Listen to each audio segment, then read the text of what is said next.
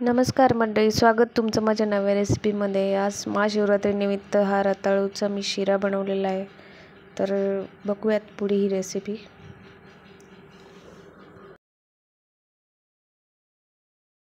महाशिवरात्रीनिमित्त मी म्हटलं रताळूचा शिरा बनवून बघावा आणि होतो इतका छान हा शिरा।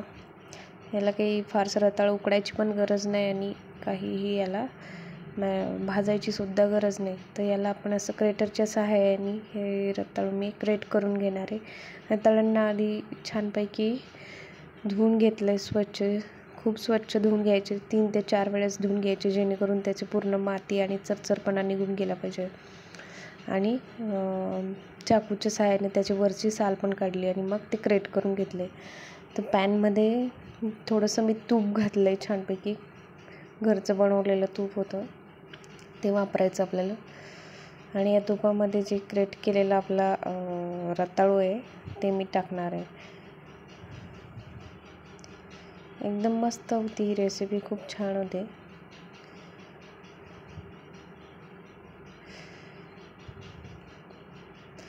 महाशिवरात्रीनिमित्त ही रेसिपी तुम्ही नक्कीच ट्राय करा, मी पण केली होती, खूप मस्त लागते। नवीन काही ही रेसिपी आहे।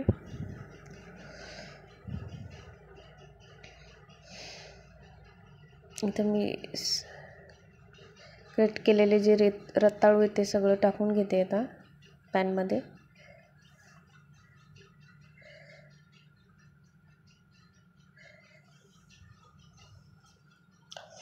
याला आपल्याला 5 ते 10 मिनिटं असंच तुपावरती परतून घ्यायचं छानपैकी, खाली नाही लागू द्यायचं, परतत राहायचं, म्हणजे जेणेकरून एक समान ते सगळीकडून भाजतं।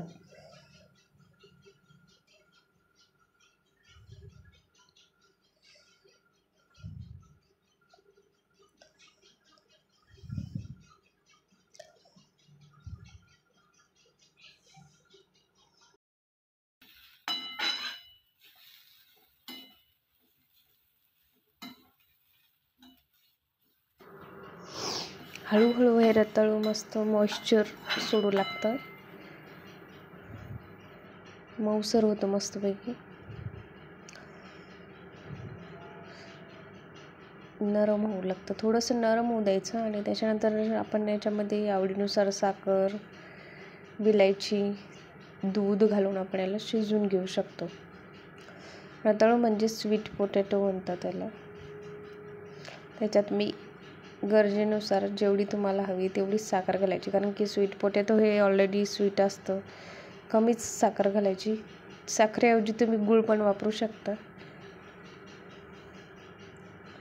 गूळ फारच योग्य असेल लहान मुलांसाठी जर तुम्ही बनवत असाल तर। आणि थोडंसं दूध पण घालायचं शेवटी, शिजायला दुधाने फार लवकर शिजून जाते।